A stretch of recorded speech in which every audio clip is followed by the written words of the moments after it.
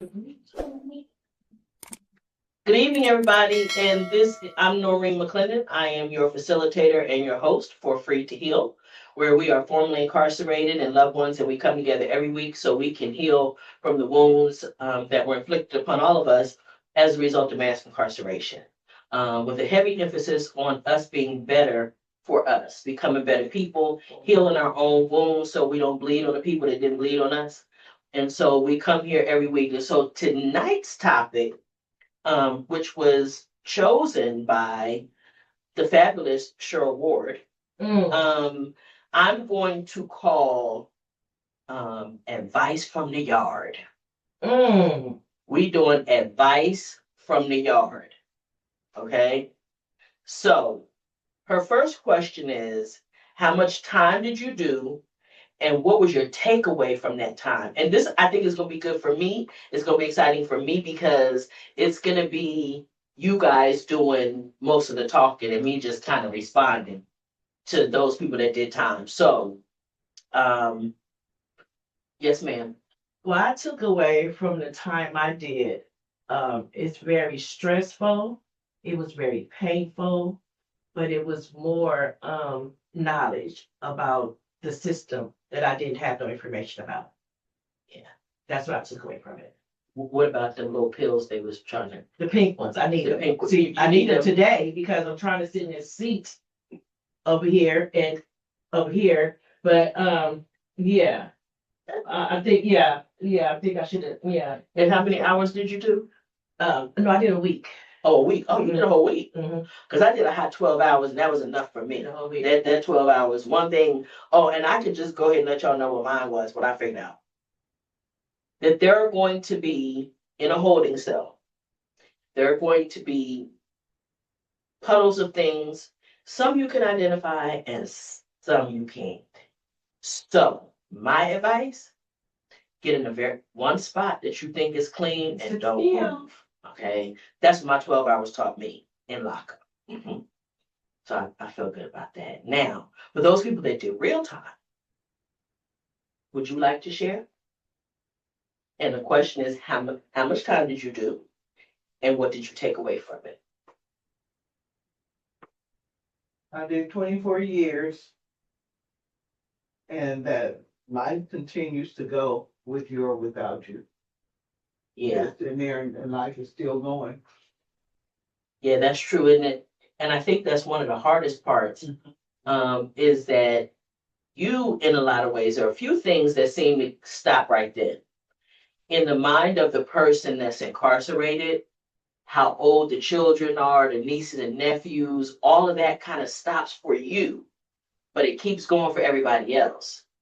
And then if you go in really early, young, if they're going young, one of the other things that happens is emotional development begins to it gets stunning. Like there are things that we learn as a result of being in relationships, having children, getting married, holding down a job. There are things that we learn that when you become incarcerated at a young age, things kind of stop. That development stops because you don't get to have those relationships. You get older, you have birthdays, the body starts to fall apart at 40 like it does, the gray hairs start to come. But somehow, emotionally and relationship wise, our development is stunted. And so another thing that happens too in that regard is people often want you to be either exactly who you were when you got incarcerated or nothing like that person. And neither one is going to be the case because who you are, you're still who you were. Like you still had the same childhood, the same siblings, same parents, grew up where you grew up, know what you know. But prison changes people. Nobody goes into incarceration and comes out the same person. The person that went in, I tell you guys this all the time, the person that went in is not the person that comes out. However, the person that was incarcerated can't be the person living on the street because it's an alternate universe. It's got its own set of politics and everything. So they're two different things. So the issue is, yes, you're right. I totally agree that life moves on when you're in prison. And that can have devastating consequences for the person that has been incarcerated because you feel so disconnected from everything. B, you want to talk about how long you were down and Sure. It's been a total of, can you hear me? Yep. Okay. It's been a total of a 5-year process, 4 years in and then close to a year out. And I think the thing I've actually learned a lot about myself in terms of my resilience, and my even greater appreciation for life. I do think to your point about, no one stays the same. I think we also have a tendency on the people who knew us before, uh, still feeling like we're the same person, and penalizing us for that in some cases. And, and despite, because they don't understand the growth that you're forced to have if you choose it. And so, it's been an interesting process to reintroduce myself to, friends and family and people that I'm connected to because, I've changed a lot. And I believe it's for the better. Of course, there are always, like, you and I talked about in terms of PTSD. Of course, there are some scars that are new and fresh wounds. But I think all in all, the person that I'll be on the back half of my life will be better than the person that was on the front half of my life. So, yeah. Mike? Yeah.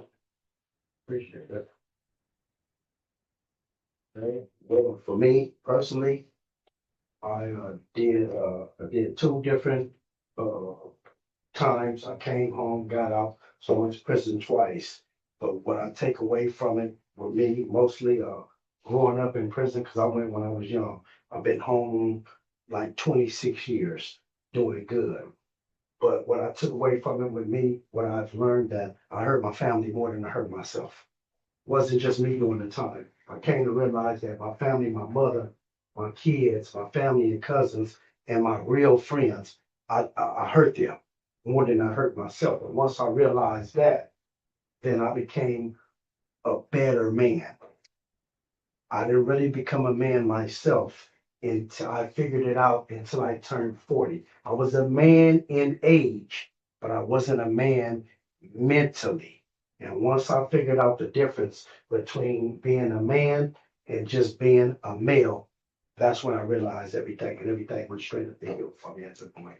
That's awesome because that ties back into what I was saying with Miss Roberta about when you go in young, your emotional maturity gets stunted, right? The ability to mature because that is not a place that, particularly when it comes to interpersonal relationships and how to relate to and how to express yourself. Not only that, being a man, society doesn't encourage you to express your emotions, say how you feel. They don't, and as a Black man, you're not encouraged to be able to feel down, feel emotions, none of that kind of stuff, as if that's real, and that's not real either, right? Because you guys feel like everybody else feels. You have feelings, your feelings get hurt, you get angry. There's a whole lot of things that happen. And so this concept that you shouldn't feel anything, much less express it. And then if you had gang affiliation and stuff like that, that also pulled you away from family. And I learned so much about from men in prison about the fact that they didn't think that their woman's feelings mattered. And I was like, how is that? Like, okay, it was the hood, your woman, your family, and they don't all mix necessarily, right? And that's anybody that I know that's been involved in street life of any kind, whether they was gang affiliated or not, even just hustlers. And the concept is we're going to keep this separate from our family to protect them. And in reality, not understanding there's no way to protect them because what you do is going to affect them either way. Like you said, you learn coming home like, oh man, this I hurt them more than I hurt me. And it was bad, I'm sure, being away from them and being in those conditions, because I've never been or heard of a prison that was a nice place to go. I don't even care how good or not it is. I've never heard of one that anybody says, oh, it was an okay place to be. I've never heard that. So prisons are not great places. So how you deal with that is like you don't want to be there just to, and that's not a good place to be. So that's punishment in and of itself. You know what I'm saying? Just being there, but what happens to families is also a thing. So, Miss Cheryl, can you answer for us how long you were away and what you took away from it? 17 years, 6 months, 13 days, 1 hour from the time I got arrested in 1995. My takeaway is this: it's all by design. Yeah. When I read the new Jim Crow, I understood why I had to be in prison as long as I did. It's still by design what they're doing to us. It's by design. When they say that we live on the other side of the tracks, that's by design also. Everything they do is by design. Yeah, and unfortunately, they're literally working very quickly to take us back to those days. Mhm. I mean, one of the first things that the president did when he came in office this time was to rescind the executive order that said you couldn't have segregated facilities. So that's one of the first things he did. So now you can literally have to have colored and white water fountains and stuff like that. Like that's one of the first things. So rescinding, getting rid of the Voting Rights Act and all of that stuff, all of that Wait. is designed so that we have no representation. And the Supreme Court today said, yes, y'all can go ahead and in a hurry change the district so that it won't affect, it can be in effect the new maps that make it unfair for anybody other than the Republicans to win. You guys can go ahead and use those. Yes. So that is all designed. And it kills me because especially people of color, we have this notion that our vote don't count, especially young people. But I can tell you this: nobody is going to work that hard for that many years to take away something that doesn't have any value. It's like when people commit crime. I know a lot of criminals. I kind of like some of my criminals actually. But anyway, that's just me. But I have never seen or known of a criminal who decided to, for example, let's say break into a car or break into a building unless they know it's something in there to go get. In other words, I'm not wasting my energy. Okay, I'm gonna use this as a prime example. I told this to be one time. We coming up Central Avenue. There's a police station here. There's a fire station here, and right here, actually, here's a police station. Here's a storage spot for ice cream trucks, and then over here is the fire department on the same side of the street. And what tripped me out was the ice cream truck storage place got robbed. The police station is right here. They selling dope out them trucks, y'all. You know how I know? Who the hell is going to take a chance? Just thinking logically, just being me. And the hell is taking a chance to rob the thing across the street from the police station? Unless there's a bounty in there worth the risk. You ain't going in there unless you, number one, know what's in there.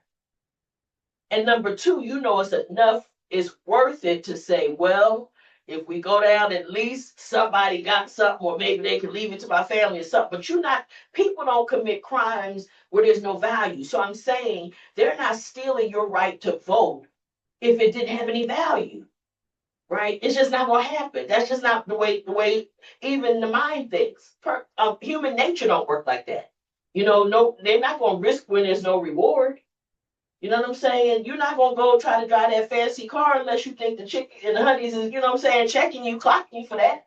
Whatever that is, you're not doing it unless you think there's a reward, right? So, and let me see, Miss Beverly. Thank you for joining us, honey. Our first question. So tonight, what we're doing is what I call advice from the yard. Okay. Like that, Miss Cheryl? Okay, that kind of captured it? Yeah. Okay. So the first question, and I don't think you were on when the question was asked, was how much time did you do and what were your takeaways from it?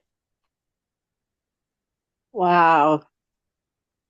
Um, I did 18 years.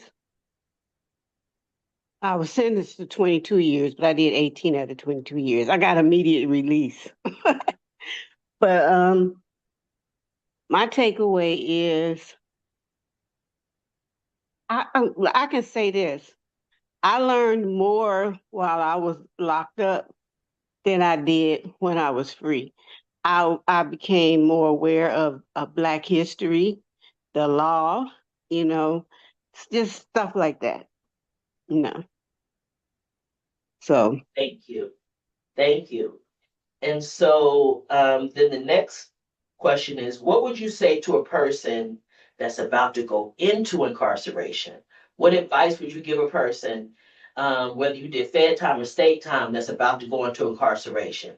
What will be, if there's one or two things you will really want them to know, what would it be? And anybody can go. I'm gonna go, cause the first thing I would tell a woman going, especially into the feds, don't go in there talking. Don't go in there act like you know everything, cause Fed girls don't like that at all. Okay. If you talk too much, they really don't like that. Okay. That's good. Anybody else? Yeah, that's me too. I would just say don't trust. You can't trust nobody because everybody can be whoever they want to be in there. So they tell you a lot of war stories. So you don't trust nobody, and then you just do your time. Like, yeah, just do your time. I don't know. You know, a lot of times people just live off of religion, go to church all the time. It make it easy for the person.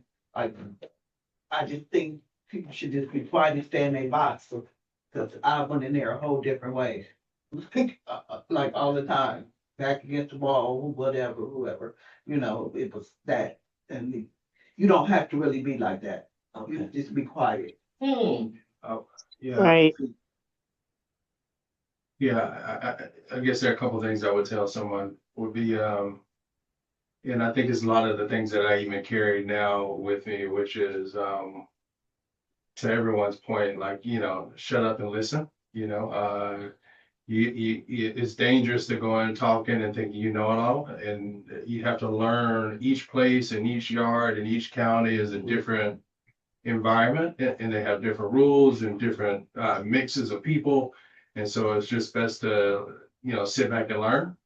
I do say on a positive side, keep your head up and find the right people to hang out with, because I do think in all of the places I was at, I found people that were positive and trying to do stuff and kept me active. So even when I was low, we would cook together, or we would go to work together, or they would help me find work, or so I ended up working in Unicorp, working on computers, kept my mind sharp, and or whether it's religion or whatever it is, but find people that can uplift you and keep you down a positive path versus like some people were active and it spiraled out and it made their time worse.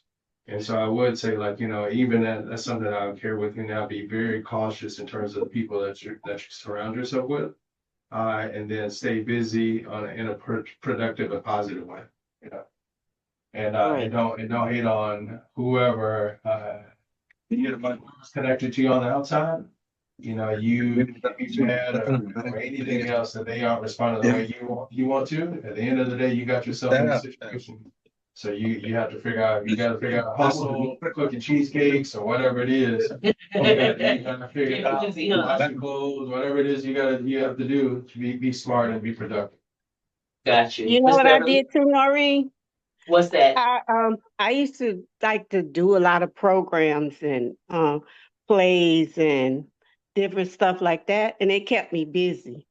You know, um, I read a lot of books that way. And I would put my earbuds in my ear and have my radio. It wouldn't be on, but that would keep people from. They would be saying something to me, and I'd act like I didn't hear them. You know, because Just to stay I out of just the did. way, huh? Yeah, yeah. So.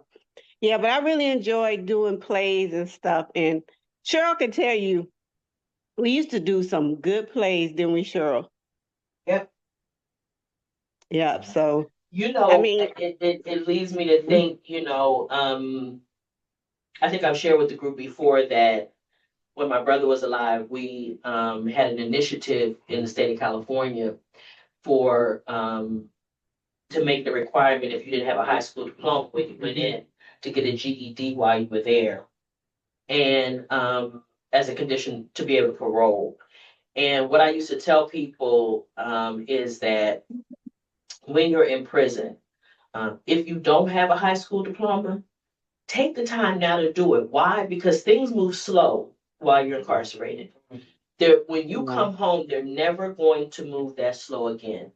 You will never have the kind of time to invest in you that you do when you're incarcerated. Life will never be that slow again. So take the opportunity, if it's to learn, like you said, Miss Beverly, read books. That is a way of escaping the environment that you're in, keeping your mind active. It keeps you out of the bullshit that goes on, right? It keeps you out of the way. There are a lot of things, but spending time to get to know you, I think is a good use of time while incarcerated. I think that's a great use of time. And how about you, Mike? I would say, I'm gonna twist it just a little bit. Okay. I'm gonna just go back to me. I always like to speak in the I form. I'm gonna go back to me. I was younger, I went to jail. The people I was surrounded with, which I'm not proud of as of today, was gang members. That was the Bloods.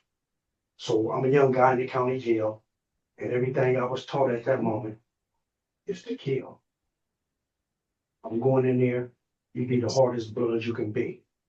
When you see people doing it, this was embedded in me. I believed in it. Mm-hmm. Do this when you young, you go up there. I was trying to go up there to earn some stripes. Right.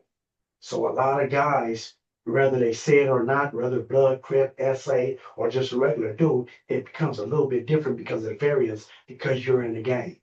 You could say certain things, and I'm not uplifting that, but once you in there, in them days and times, I've been home for years, things has changed. The variance of these yards become different. So if you affiliated doing like this, it's almost prime. You brand new, you coming in here, excuse my language, show your ass. Mm-hmm. Yeah. You new, you young, show that ass. I'm gonna see what you can do. I don't care what your name is. So that being said, it depends on who you talking to, what times you went, and what prisons you went to, like my brother said, and what yards, because all of them different. You could be on this yard is this, it could be a settled yard, it's real cool, and then it's the level of yards, and then it's still the level of your mindset.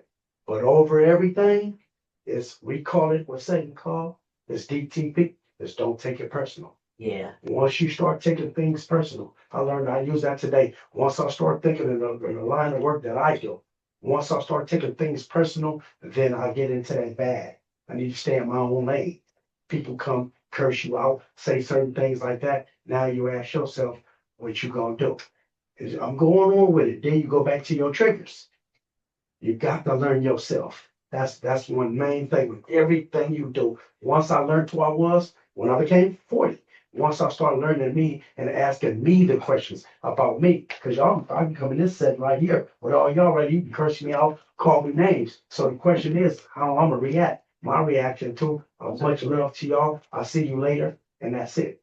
Yeah. But it took time. It took time to condition my mind to think like that. So, like I said, with that question, good question, but it depends. Yeah. Yeah. So a couple of things you said reminded me of one thing for sure is the when you go in, right, and trying to make stripes and everything, the institutions also set it up that way. Like Cheryl said, it's by design, right? There's a design to keep that going because that's how they make their money. They keep you cycling. Once they get you in, you talked about how long they left you in county after you had already been sentenced. The hope with county, from everything I've heard from everybody, being the worst place, the worst incarceration in any state or whatever, the county jails are the worst conditions. And I have decided, Noreen decided, I'm not speaking for everybody, but from listening to you guys, that they hope you catch another case when you're in the county. The goal is to put you in an environment where you will be subject to catch another case and get more time. Then also the design in the institutions by setting it up by gang and stuff like that. A lot of times they put a rival that they want to mess with in another gang's pod, right? And it's like they're hoping that something happens and they have to defend themselves and then they may catch a life case and then they got them for good. Because we talked about this last week. Their job is to warehouse bodies. They make their money on bodies and the number of bodies. So the reality is that they need bodies, and however they need to process you or make you function so that they can keep you longer, that's what they do. That's the whole thing is about Yes. bodies. So it's crazy. Like, I didn't grow up in LA. So gangs in the 70s back in Philadelphia were just a little bit different. But when I came here and I started to learn what was going on, and I can remember hearing like about young people who automatically assumed they were going to prison. They assumed that this is what you do, and because see, this is when they were giving out short stints, right? 2 years, 5 years. I'm gonna come home. I'm gonna be the man on the block, right? Um, and then this concept, particularly with the gang life, was that the gangs were a family, they're all going to take care of you, and we got you. Bullshit. When you go, False narrative. only one doing time is you and your family. Your family, and like you said, those few close friends, one or two, but the gang ain't doing it. It's gonna be a low number of people who are gonna follow up. And if you get a lot of time, if you get a stretch, they may be there at the beginning, but they're not there for the long ride. So the only people you can really count on is your family. And it's that same family that we talked about earlier that street life says, keep the street life away from them because I don't want that to affect them. But they're the main ones who carry the load when you go down. You know what I'm saying? You doing all that time and they do listen, as a loved one, I would like I say, I did a hot 12 hours, y'all. Okay. A hot 12.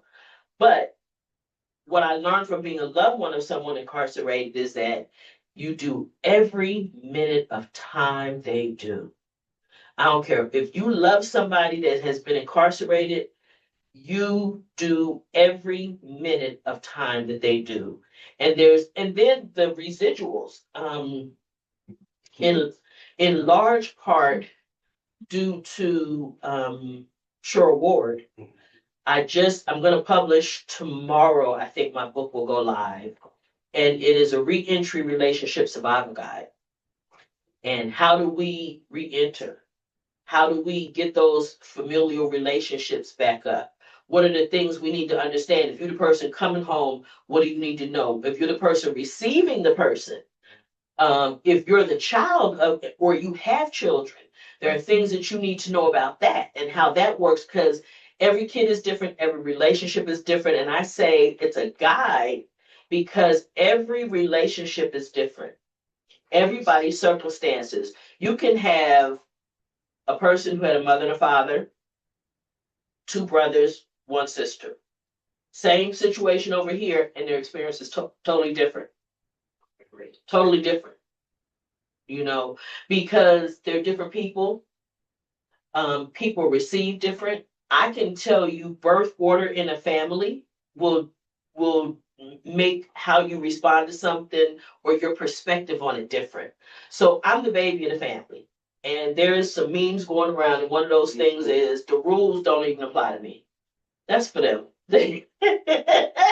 I'm the baby. I make my own rules. I don't listen to what y'all say. And that's how I lived. Okay? That's just the truth. Now, my older brother always, despite the fact that my mother always took care of us. My brother didn't have to earn no money. He didn't have to do nothing. But you couldn't tell him that. It didn't matter because that's how he felt. So he took on responsibility that he didn't have to have. You want to say something? Yeah, I was thinking about, a couple of things that you said, that, I would also tell people, which is you got to know who you are and keep it You need to keep it real, because at the end of the day, like when I went in as an adult, right? I was older.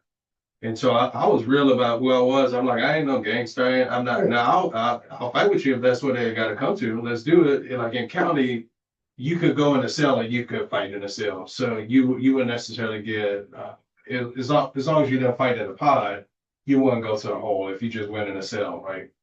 And you cleaned it up and everything was smooth. But in the feds, it was different, where it's like your word is your bond. So be impeccable with your word. Like the moment you start doing sneaky shit or sly stuff, it'll spread real quick and people won't rock with you. Another thing was like, you don't need to be talking to the CEOs at all. Like just stay away from them, period. No, they're not your friends. You don't be cackling, hee and nothing with them. But I do, one thing I did think about, which was I had a coach that used to tell me when I played football back in the day, every day you get better, or you get worse. And his voice used to ring to me often. He was applying it to football. But in later on in life, when I was in this situation, I thought to myself, like, who do I want to be when I get out? And at the end of the day, either I'm going to get better or I'm going to get worse. And so like, yeah, so I would say like being very deliberate about the person that you want to be when you're out, because the system has a way of making you feel like everything's lost when you go in, or even when you're in transit and when you get on Con Air and you're doing all this stuff, you feel like, man, like, did I die? Like, what's happening? But then I think at the end of the day, even though we caused a lot of pain, we dealt with a lot of pain, there is a life after it if you keep your mind right, and it's still an opportunity to heal and be better. It may not be perfect, and you may lose some relationships and they may never come back, but all isn't lost, and so it's still worth fighting for. You guys are saying some really powerful things, and I had to start taking notes so that I don't forget to come back to them. So know yourself. That is the number one thing that most people don't do. Part of it is about something else you said, that's the pain. So when we've experienced pain in our childhood and trauma and all those kinds of things, the last thing we want to do is deal with us. Because when we go there, that all that pain is sitting right there waiting. I don't want to look at that right now. Don't make me deal with that pain. I don't want to see it. And we're willing to know us to the point that pain hits. And then we're gonna back off, especially when we get to the real root of it. Like when I tell you guys all the time how when I finally started to heal from the worst pain in a relationship I ever had, is the day I had to acknowledge to myself that it was my fault. Ooh, that still hurt, even to this day. And we talking almost 40 years later. And it still hurts me to think that I was in so much pain emotionally every single day, but it was because of what I did. It's because of what I participated in. I couldn't have been in that kind of pain had I not allowed that man the access to me the way that he had access to me. Had I not gone back when he came to chase me down after I had walked away. When I walked away, I should have stayed away. But again, it didn't matter because the issue was, it was my behavior. As long as I was looking at, why did he do that to me? Because you let him, dummy. That hurt, right? But on the other side of that was a lot of peace. That's where I could start to heal, right? So that was one thing. The other thing is when you talk about, you mentioned with the coach from football. I managed Little League football for 15 years. And one of the things that I loved about it, I absolutely loved about it, was the fact that you could teach kids life lessons using the game of football. There was always something. There was teamwork. There was do your job, know your assignment. A perfect play is when everybody on the team play their part, right? And if the line is blocking and that's when it's all good. But guess what? The teamwork, you got to learn how to do that to be on the job, right? You can't, even if you're an entrepreneur, you got to have people working with you. You're never going to be able to do everything in a company. So at some point, you're going to have to know how to work with people. So that's teamwork. There just were a lot of life lessons, preparation, right? In football. You cannot just come. There were a lot of kids that wanted to just play. They didn't want to practice. Well, some sports, I don't know very many that you can get away with that, but football is definitely not one of those sports. You got to prepare your body physically. I heard I think it might have been Michael Beasley talking about LeBron James, and don't quote me that it was Michael, but somebody recently, because I watch a lot of the Pivot and different podcasts and stuff, all the smoking out there. And somebody was talking about how much, it was Michael, talking about how much money from day one LeBron James spent on his body. From day one, he would have massages and nutritionists and weight, all of that because his body was his tool. And so he invested in that. And so it makes sense that at 40, he's still able to play at that level because he had the foresight at 18 to start investing in the preparation of his body, and not only the preparation, but the healing just of being bumped around, they giving them elbows and you know what I'm saying, you falling on the floor and this and that and all that, and you gotta heal, right? So there are things that you have to do that in preparation. Again, all of these things people and kids can learn from football, from sports. You learn you've got to take care of your instrument. If your body is how you make your money, then you got to take care of it, right? You don't get to just like eat whatever you want, not get no sleep, not get no rest. The body is healing when it's asleep. It needs rest to rejuvenate itself. There's just simple things, but I love that. And then make a plan for reentry. I say you should start planning for reentry the day you get incarcerated. Whether you have a life sentence or not. If you got a sentence life without parole, start preparing. Start preparing, because guess what? Most people go home these days. There was a long period of time when they were allowed to overcrowd in an inhumane way, that they just kept recycling people and keeping them for all these long periods of time. But once the court said it was inhumane, they started letting people go. And a lot of lifers have come home. So no matter what your sentence is, the day you get incarcerated, start making your plan for how you come home. Because if you don't, you will fail. Can I tell you a funny story about that? At my current halfway house, there's a guy in there, and I was talking to Risa. He's a white guy, but he has tons of tattoos everywhere, right? All on his face and stuff. And he was like, I feel like an idiot because I got life, and I thought I was going to be in for the rest of my life, and I got tattoos all on my face, and I was wilding out, crashing out, and doing a bunch of crazy stuff. And I ended up getting out, and I regret a lot of the decisions I made because I wasn't even in the right mind state to think about the future. I was thinking about existing in here versus keeping my mind and my body and what life would be like afterwards. And so it was interesting to talk to somebody who had physical changes based off of decisions because he wasn't thinking, to your point. Yeah. And it's funny because tattoos are very painful to get rid of. They laser them off, and there's a lot of pain associated with that. And okay, so my son is an actor, and he's 41, he'll be 42 this year. And in his lifetime, there was a time where tattoos were not acceptable in Hollywood. They wanted you to cover them and that kind of thing. Now it's not like that.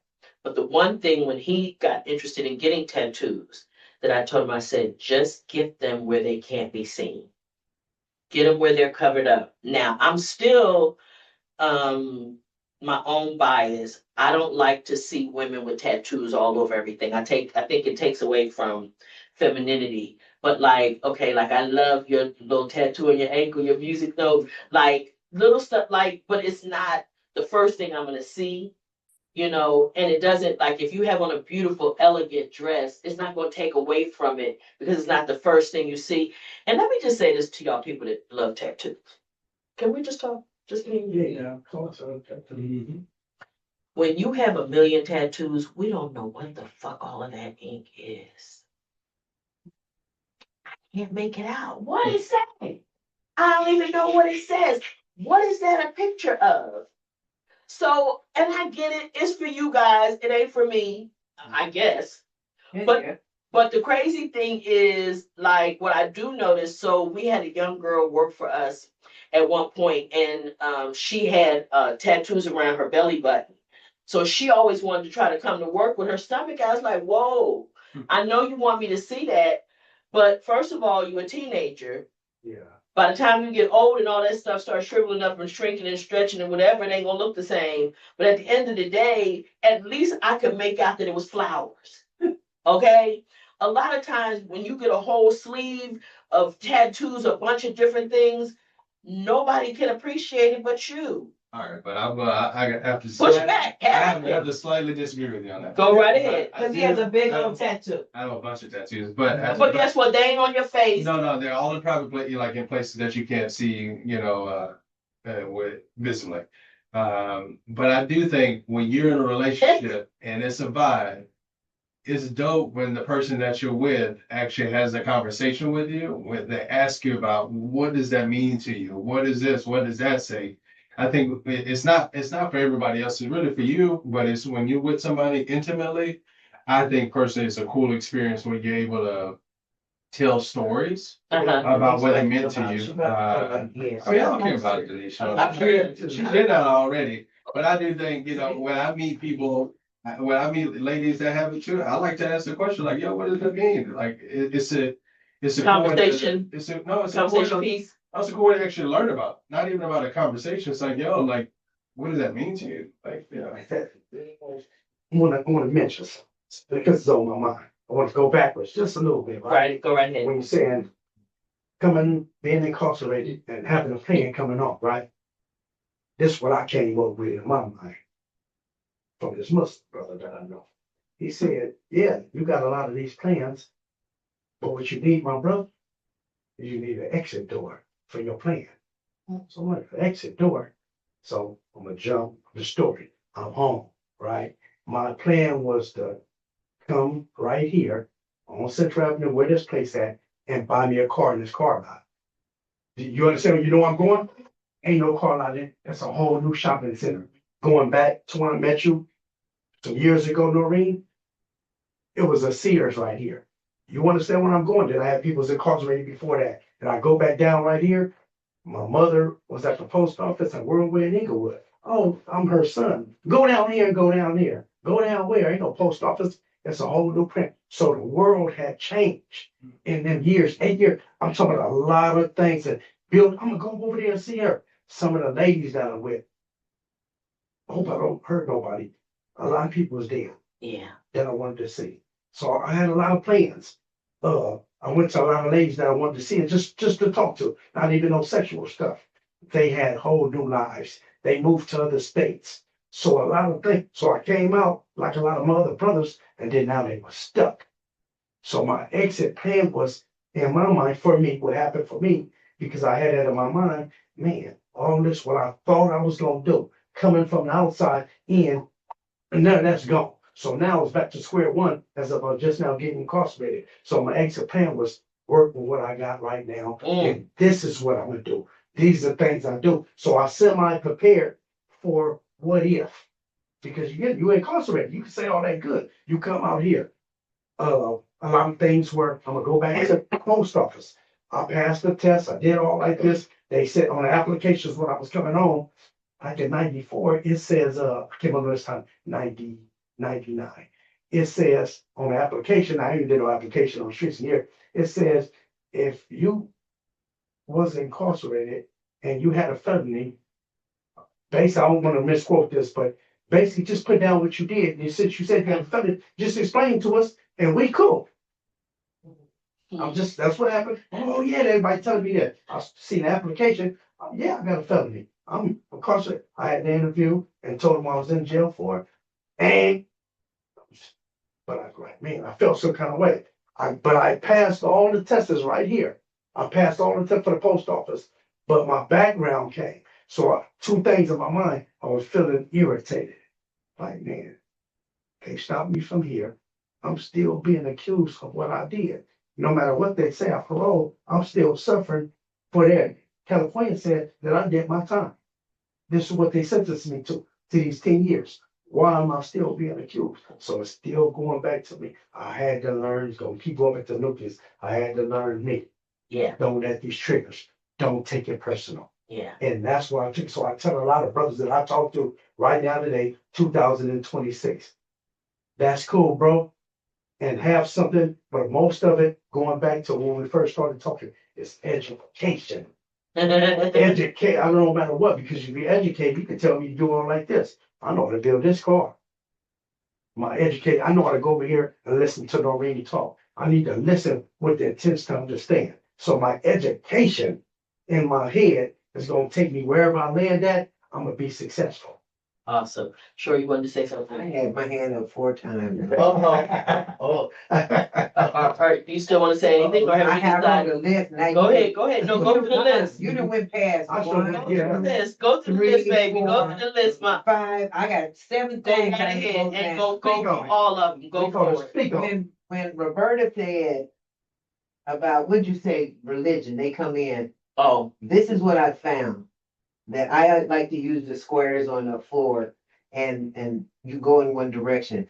People in federal female prison, religion, this how they do their time. Religion, sleep, television, exercise, law library, education, hobby crafts, girlfriend, officer of drugs.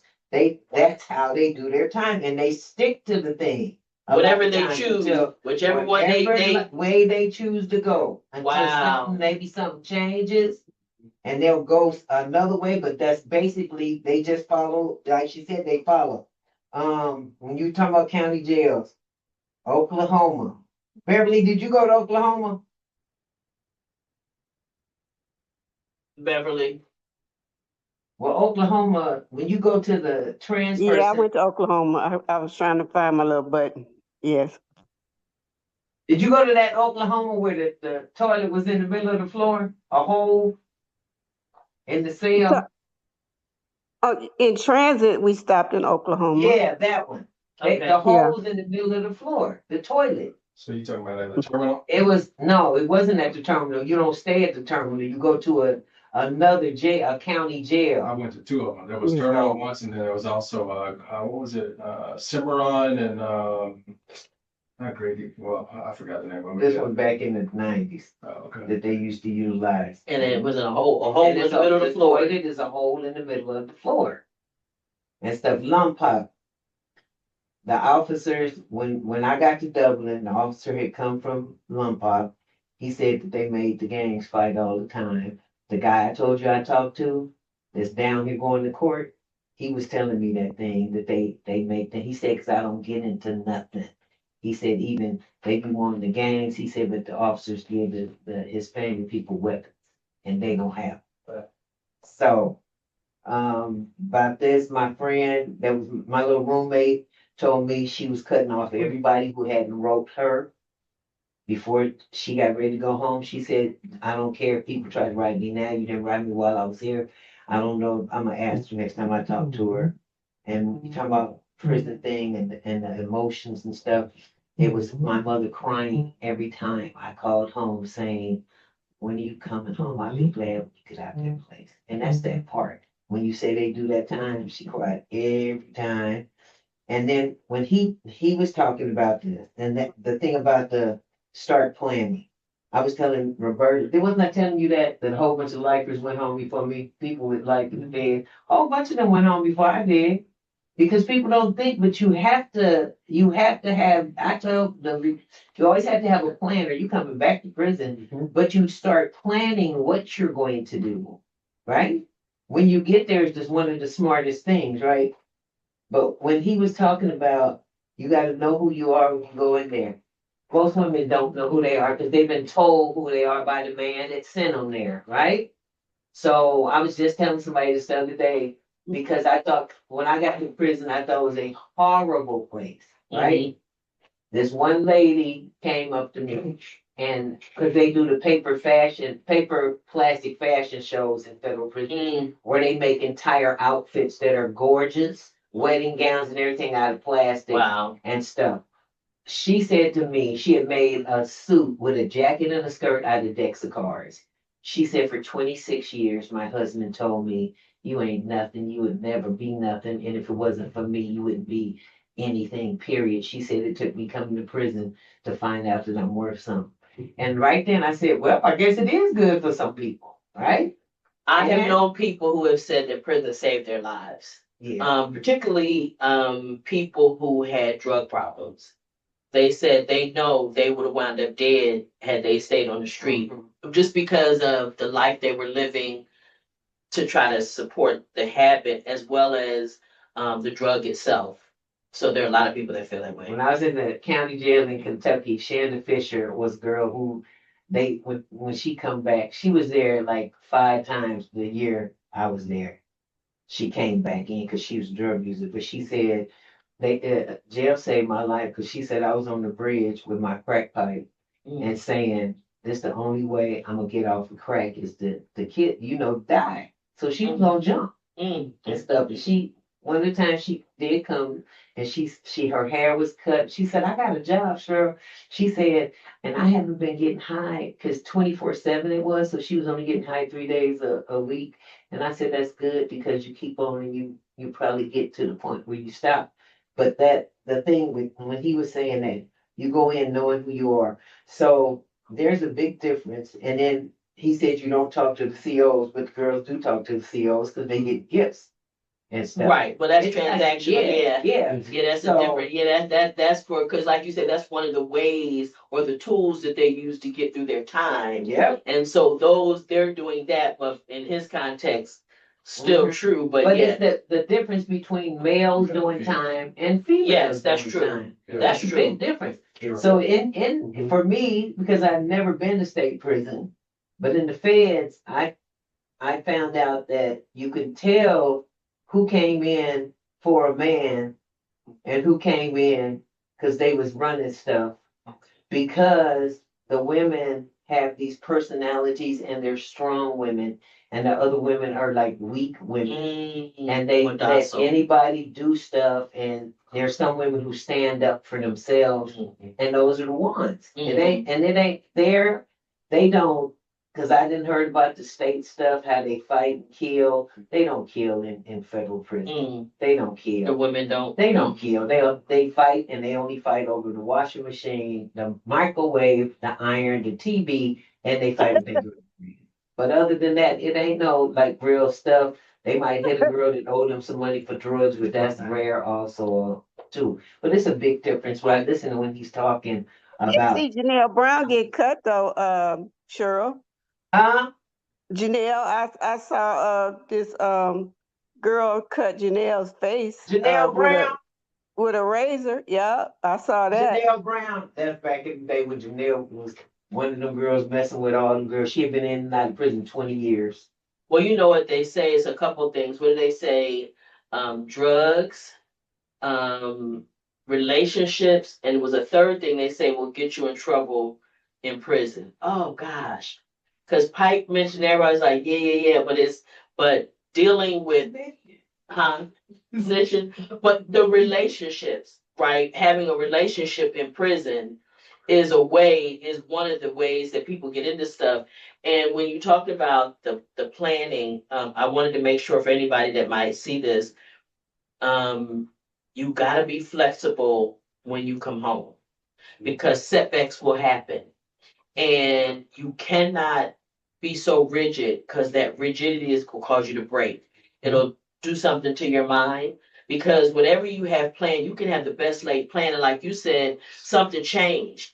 You thought you was going to buy a car off this lot and I had to put a shopping center over the car lot. You see what I'm saying? So all of what you had planned around that, now you got to find another way, another place, another whole circumstance. How you gonna get a car? Where are you gonna get that from? And there are some that are small things like that, but there's sometimes where they're pretty big. And another thing you had mentioned earlier too that I just wanted to double back on is you talked about triggers and disrespect is a trigger for people that have been incarcerated. The challenge is that what is considered disrespect in the pen and what is considered disrespect on the street is two different levels. It's two different. Almost anything can be considered disrespect in the penitentiary. And it's not that way out here. And I hear people having to adjust to people bumping into them, talking loud, standing too close. Heaven forbid, stand behind them. You know what I mean? At second call one time, this guy, he was irate because he went on a bus stop. He was on a bus stop, and a man came waiting on the bus stop, and he was sitting down, and the guy stood behind him. He was, and of course, at second call, you get to say what you got to say or whatever. He was on one. You know how to say, you can't be standing behind somebody. I had to tell him, ah. I let him finish. And I said, you do know that's a new issue.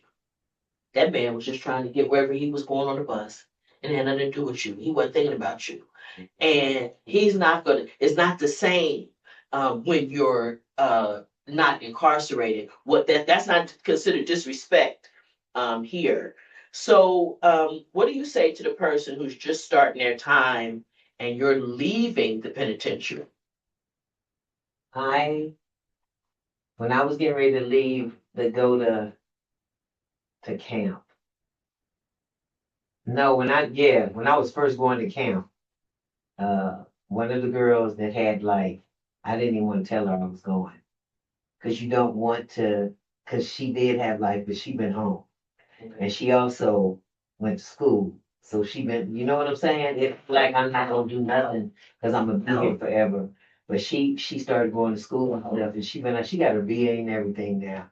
So, but when I got to Wasika, Minnesota, and I was getting ready to come to my last 2 years, I told the site that had started the long sentence group. I said, I don't even want to tell them I'm leaving. And she said, why not? I said, because I feel bad that I'm leaving and they gonna be here. She said, well, tell them that. Tell them that you're sorry to leave them. And those were girls coming in with life, coming in with 50 years and stuff. And one girl, she came in the group and she had been there a week and said, how am I going to do this? And start crying. And just start crying. Because that's, yeah. I hear a lot of people that build friendships, relationships in prison feel guilt as well as sadness of the people that they leave behind, you know, incarcerated, men and women. Because, you know, you said multiple times, there are people that you built relations and you guys helped each other get through that time, you know, and when you leave them behind, you know what they have to stay, and like you said, and there's that guilt. It's almost like survivor's guilt. For survivor's guilt, you know, plane crash and only 2 or 3 people survive, and they feel guilt for surviving. You know, anybody else want to offer some advice to the people that you're leaving behind? Yeah, I would tell folks try as much new shit that you've never done before. Like stretch your mind. So like even if you don't play chess, sit down and try to learn. You know, if they do, you know, if they have a culinary class, if they have a CDL program, if they have whatever it is, even though you may not be able to carry those credentials and it may not translate once you get out, it still stretches your mind and keeps you being productive and positive. Like, you know, to your point, like I had a bunch of buddies that I took a CDL course with. We all knew that shit, when the certificate that you get wouldn't mean anything, right? At the end of the day. But I took the CDL course at Leavenworth, and then the certificate didn't do anything, but I did end up getting in a CDL program once I got out. And because I was introduced to the information there when I actually had a bunch of time, this go round when I took the program, it was easier for me because I remember some of the questions and stuff. And then I graduated with the program, right? And so I do think that there are things that you can learn in there that can carry you in a positive direction when you get out. And I would just tell the people that are freshly going in, like, yo, you never know the friends that you'll make. You never know the things that you can learn, the books that you can get introduced to, the moments that can keep you safe. You know, keep your eyes open, keep your mouth closed, and try to learn as many new things as you possibly can, because it could actually pay off in the future. For me, we go back. Young lady right here said about that design. I came over with redesigning the design while I'm there. Sometimes it's hard to beat the whole system itself. Right. So I'm gonna just go back to the politics in jail with African American and Black people and Hispanics. It's hard for one man within the prison just to turn all that around. But I said, what we can do, we here, right, is to survive with each other. So again, I said, I use myself. When we had to fight, there's no, I love my Hispanic people, but we had to do, they had to do what they had to do, or it's the politics, right? But at the same time, too, I'm still fighting with guys that quote unquote the enemies. Was to me and my people where I grew up was the Crips, was the enemies to us. But I realized after a while that they wasn't the enemies. So now that lie that I've been taught, I say, shit, the homie lying, the big homies lied to me, homie, because this dude was by my side through the thick and thin to survive. Once I start recognizing as myself being who I am, a semi-leader, I had to call back to the streets and I say, hey, homie, I'm with such and such and such, and that's a crib. Me and bro been breaking bread. We've been watching each other back. So when the other homies is coming in, we're getting at them, homie, this what we doing, bro. Just stick to that script. We ain't going home no time soon. We in here. But come on, can we collaborate with each other? Can I holler? Can we get along? Just for at least for a moment. So I say once you do that, each one teach one. And then once I've seen that and we start teaching each other, at least the yard that I was on when I left, people recognize they were Uncle Mike. They first thing they think the Crips want to kill him, they want to do something to you. Or vice versa, saying the Crips, what you talking about? But now they see me moving in a different way. It was still the distrust is going to be there. Sure. Distrust is going to be there.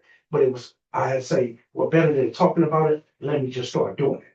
So once I started doing it, then people started following me in that way. And that's my legacy. I came home later on down the line and ended up meeting Skip Townsend. And of course, you know, John Harriot, that's my best friend, you know, from the 70s. So after that, once I stepped back right there, I continued that when I came home. You know what I'm saying? As a Black man, I continued and said, this is a lie. It can be done. They said it can't be done. The news channel 7, KCAL 9, 4, they ain't, come on, homie. This happens. And some people be in disbelief. And I know a lot of Black people, if they don't see it, they don't believe it. Yeah.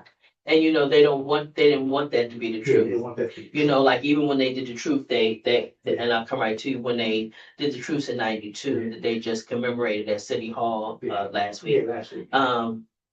You know, they were saying the news kept, you know, waiting for something to jump off so that they could say that it didn't hold. What do you want to say? Remember that guy that was here with us a couple of years ago, who said when he got there, the Crip and the Blood was in the same cell? Oh yeah. And he said they not telling them that on the street. They have to tell them in there you got to fight. Yeah. You got to fight as a unit, not fight each other to survive. So and that's because the numbers, you know, with the way the institutions are set up, they set you up, you know, you got to get in a car. You got to get in a car for safety. You know what I'm saying? There's safety in numbers, and there aren't enough, you know, to outnumber everybody else. So it becomes a thing. You know what I'm saying? So that makes a difference. I love this question. What do you say to yourself when you're young, or what would you have said to your younger self to stop you from going to prison? What would you have told your younger self based on your circumstances?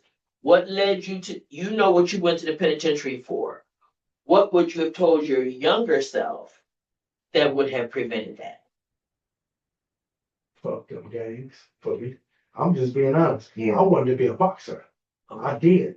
I wanted to be a boxer, but I got misled, and I said I'm gonna start boxing the wrong way for the wrong reasons at the wrong time. Yeah. Fuck them gangs.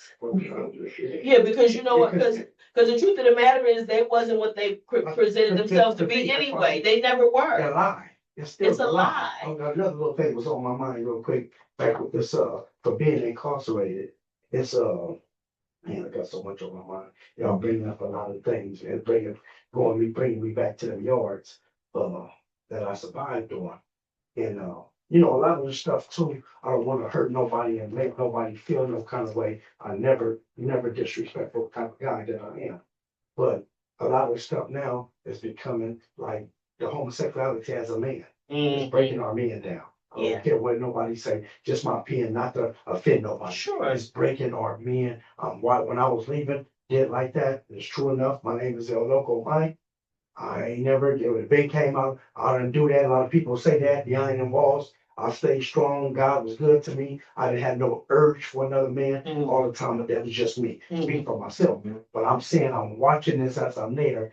I'm like, man, at first it was taboo to even look funny, wear tight pants, any little funny. If you sit down wrong, everything was manly, right? And then before I left, I just started saying some stuff that I'm not gonna really talk like. What is this world coming to? And then I came home and I see the young kids. I'm saying he don't even, not let alone the lady, he don't even know nothing about no sex. Like his mind is not even ready for the full thing. But they telling them and saying the world, our society is telling them, especially in California, yeah. And I'm gonna always say, no, you still a man, you a boy. He don't know nothing about that. So all that mixed in with that adolescent, that child that's there, who's being taught is still out here with the same lie. To sue you, I believe, to break down the black man. We get political with to break us down. When I'm seeing it, they breaking down. Are good people that with these, I didn't say no names and all this and all that, man, you doing something. Yeah, when you bending over, boy. You playing You know with what's my man. crazy is media publicizes the gay man, the gay black man. They are very comfortable. It's prolific. They want to show you that. They don't want to show Local Mike and B. Men, manly men take care of their business, heterosexual, the voice of influence. That's why they killed the Black Panthers and all of that. It wasn't because they were criminals, it's because they had the influence and would influence other people. They were young. You figure these guys, they was like in their early 20s. If you think about how young that is, like to us, like they sound like these figures, these great historic figures, they were babies. They were babies. But they knew enough about what was going on and what was happening to them to know that this wasn't right. But what I can really respect is that they took what they knew and they did something about it. Yeah, they didn't want us to stand together for one, that's why. Yeah, absolutely. And anything that we come together, and listen, and I'm gonna say this, and a lot of people will probably be mad at me, but y'all know I don't have no fucks left to give, right? So I believe that Diddy is imprisoned because a few months before they arrested him, he was on a video talking about forming a political party, funding a political party that only addressed the needs of African Americans. And I believe that that's why he's in prison, because they knew about the parties when they was going on. Yes. They knew when it was happening. They was there. Everybody else. Right. They didn't care about Cassie and none of them, whoever else was being. Yeah. They didn't care nothing about them. Have they ever cared about who sexually assaulted a black woman? Really? Are you kidding me? They never cared. But that is what got him in prison. And then even further, the thing that they had the most evidence for, which was domestic abuse, domestic violence, they didn't charge him with that. They charged him with RICO. They charged him with sex trafficking and all that kind, which, again, maybe they probably have longer sentences for that. Rico, yeah. Yeah, you see what I'm saying? So it's like but the thing that you presented, the evidence that you presented You didn't charge him with that. Why? They kept showing the tape of him hitting her by the elevator. Absolutely, they Charge did. him for the abuse part. No, they didn't charge him for the Stuff abuse that part. Yeah. Yes, and they use that, but I'm saying that to say their issue was he was talking about funding a political party for Black people. You want to say something, B? Well, it's off topic from what you saw, that you go ahead and finish it. So anyway, so that's just the thing, is that anytime minorities really come together, and heaven forbid they should see Black and brown people coming together. I can remember we did in Watts, while I was at the Watts Gang Task Force, we did several Black and brown unity celebrations and unity days. We don't get no coverage for that. The media is not portraying that. They're not going to show Black and brown people unifying, because that's not, and listen, That's not what they want. that's not what they want. And then further, if you do too much of it and it looks too powerful, they're going to start picking off people. They're going to start picking you off. They're going to find a way. Go ahead. So, and I think I've said this to you before, when that was happening with Bill Cosby, I used to put on the post, don't sleep on the fact that he wanted to buy the TV station. NBC. Don't sleep on that. And who's the other one? Oh, when Arsenio Hall had, when they put him off the air, when he put Farrakhan on. Yeah. So that's where you wind up. And with Bill Cosby, not only that, they killed his son behind that, right? When Bill was trying to buy it, because Bill was smart enough to go around and go to some other people to get them to try to buy it for him. And they was like, no, we gotta act you out all the way, right? They killed his son, and then so it's like, you got to understand that there are systems in place that have been in place for generations that are embedded in this country and how we get down, how the United States of America gets down, that causes that. You wanted to say something. It was a different topic. Yeah, the one thing I've been wrestling with, and I think I've been thinking about a lot recently, that now that I'm coming to the end of the sentence, and I think about your question in terms of what I would tell myself. I'm actually in a different place now where I am starting to see the Lord's plan a little bit differently. That I wouldn't tell myself anything besides this is a part of His plan. Awesome. And that's good though. And if the ultimate goal is to go to heaven and be a better person and learn the lessons that life is intended to teach you, then I actually don't think He made a mistake. And that this was a part of my story. I didn't know this was a part of my story. You certainly wouldn't have wrote it that way. Yeah, I didn't know. My dad killing my mom, all the trauma, all the other stuff. I didn't know any of that was a part of my story. I didn't know prison was a part of my story. But the man that I am now, I feel is so different. So, in a real life example, you mentioned a lady that you knew, and a project that she's interested in, right? And I can't stop thinking about that project. And this is a lady I never met. I never met her, but because she meant something to you, I'm thinking about it nonstop. And I think about how different I am. Me 6 years ago, 7 years ago, I'd have been like, oh no, if it isn't making six figures, I don't even want to work on a project. I can't even think about something like that. Now I'm thinking about a lady who I've never even met. Some 88-year-old lady, that's a passion for her, and she needs help, right? Right. And so I think there's something about the solace that I'm starting to have in terms of, even though I didn't see the plan, there's always saying in the South, like, man plans and God laughs. and I think I'm starting to understand that more, that, even though I didn't see that this was a part of the twist of my story, I think it was intended to be this way if I choose to embrace it, and if that makes sense. Makes a lot of sense. But it also is the path you choose to take, because we always are supposed to go a certain way, and when we go astray, then the things happen. What it is you utilize what you've been through to be a better person and stuff. When I got to Wasika, they were supposed to send me back to California, to Arizona, because they wouldn't let me come back to the California prison. They sent me to Wasika. And so the girl said, Miss Ward, you hate it here, don't you? I said, I don't hate it here. I don't want to be here, but guess what? I'm gonna do the best I can while I'm here. Mhm, And mhm. that's what you have to do. It's something you don't want to happen, but because life circumstances sometimes put you in a place that you don't want to be. Anybody can do anything they want to do in prison. You can join and be gang and maybe die in prison or something, but you got to really think about how did I get here?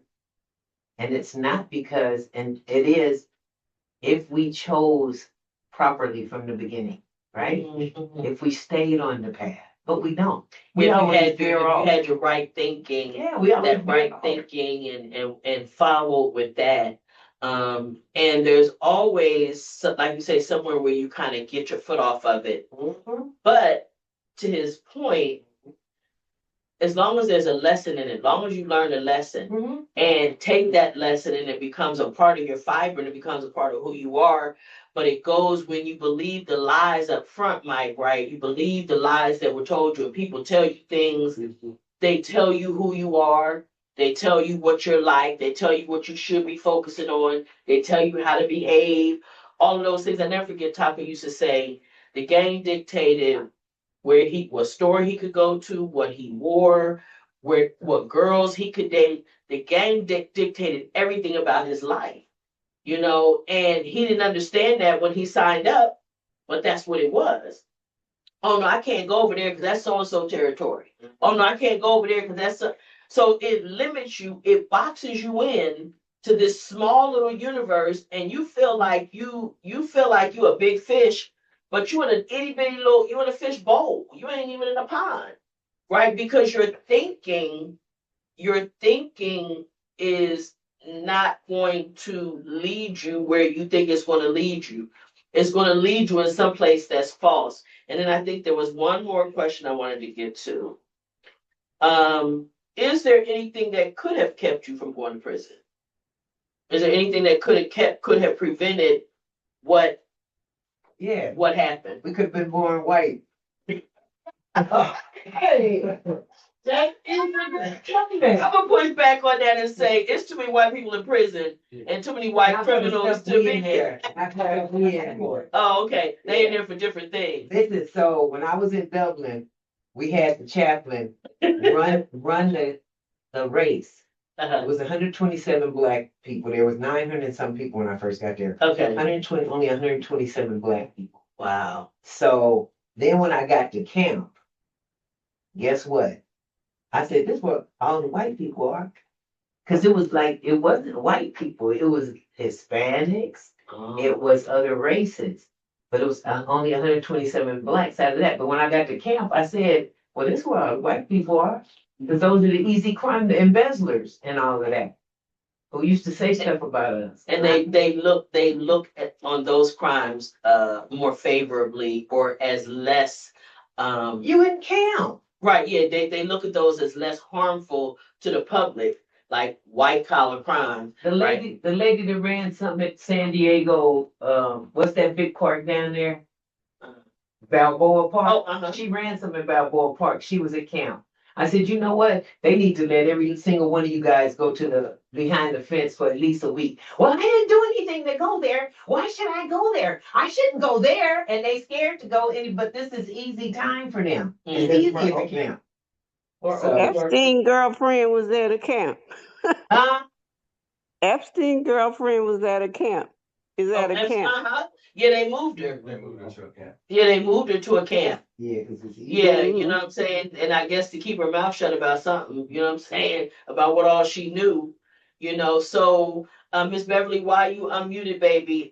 Give me your last thoughts about tonight. Anything stuck out to you? Any last comments? No, as always, I just enjoy the conversation, and it helps me to be a better person, and look at myself differently. Every time I listen to you guys, I can see something different in myself or find something useful to use for me to better me. That's awesome. Okay, Mr. Carlos. Yeah, how you doing? How you doing? Did you enjoy the group tonight? Oh yeah, I hear that The conversation is pretty good. You got a lot of experience. Awesome. Well, it's good to have you always, okay? Hi, you got a Yeah. friend with you, Carlos? Yeah. Okay. We got another guys. He wants to participate in the group. This is his name is Garcia. You can speak with him. It's over here. Well, just Yes. go for it, Mr. Garcia. Hello. Yes, my name is Jose Garcia. I've been out here 5 weeks, and I did 31 years. I am Carlos Hernandez's roommate, and I would like to participate in this spiritual group. Please include me. I don't know how to use the cell phone. Please, can you send me the signal to my cell phones? That way I can participate every Tuesday at this time. So listen, you know who can help you? Smitty. Smitty. Okay, that's what I was told. Yes. Smitty can help you. Go see Smitty and he can help you get the link and get it set up on your phone and all of those things to make sure that you can participate. But from all of us here, I know I speak for everybody when I say welcome home. Welcome home. Thank you very Welcome much. home. Thank you very much. Welcome home, Mr. Garcia. 31 years is a long time. And this group, you were probably not on when I opened and I said that we're formerly incarcerated and loved ones. And we come together every week to heal from the wounds that were caused by incarceration. And we're just here, but we also are trying to be better people, right? So this is more than just we're gonna get together and whine about what incarceration did. We're gonna try to offer each other solutions as to how we can be better. Because otherwise it's just whining and complaining, and I don't have time for that. So but check with Smitty. I'm gonna make sure that I list your name so that I tell him that you were in attendance tonight, okay? Because I know Yes. you guys have to do a group at least one a week. And I'm gonna make sure you get credit for being here tonight, Aquí está el okay? nombre de ella. Thank you. You're All Mrs. right. Appreciate you You're so. Mrs. Noreen McClendon. Yes. Thank you, McClendon, Mr. Noreen McClendon. It's a pleasure to meet to you and to say hello to everybody. And please stay strong spiritually, everybody. Okay. Awesome. Thanks for being here, Mr. Garcia. Appreciate you. Thank you so much. Thank you very much. All right. Mike, it's your first time joining us. How you feel? So glad. Thank you for coming. I feel so great. I'm always say everything that I do, this probably all together with sitting calling everything I ever did for Washington, the day of the speaking and being in groups like this. Seriously, this probably I've been over in 1,000 meetings. I've been over 1,000 meetings, but I always need to stay sharp. So what I got out of this, and when I talked to you the other day, is positivity. So I'm always putting myself and keeping myself, and I'm doing it. I ain't trying it. I'm staying focused, and anything that's positive, that's where I'm at. So I got greatness, met some new people. I know exactly where you at, which I know where you was at. And I come right here and I'm down the street. So, as much as I can, I will be here to participate, to help and help anybody else if I've been incarcerated, because I've been there and I understand. That is so awesome. It's so good to see you. Yeah. I want to publicly thank you for all the work that you've been doing that I know of. I have a property that is in the neighborhood where his gang was. That was his hood. And I've had to lean on him in the past to get things straightened out in the property. And so he's always stepped up and made it happen. And so for that, for your influence, for the work that you do, for your focus on positive, I just want to say thank you. Because there were a few times it got kind of dicey and things could have went bad real fast. So I just want to say thank you for that. Miss Denise, is Diane here or is Denise still here? What happened? So did you have any final comments for the evening or good night, everybody? It's always good for us to reflect back. It's always good for us to talk about where we came from. And it does something for us. I just want to say my friend Latrice that came last week, I said she sells clothes on Facebook and stuff, but she said to me, it was nice because it's a place. I always like to go to a place that's safe. Mm. So, and I know this does your heart well to hear the comments from them. She said it's hard to find a safe place. You know we safe now because the bird orange not voted. Oops. I was about to die. So, Lee, would you like to check out for us?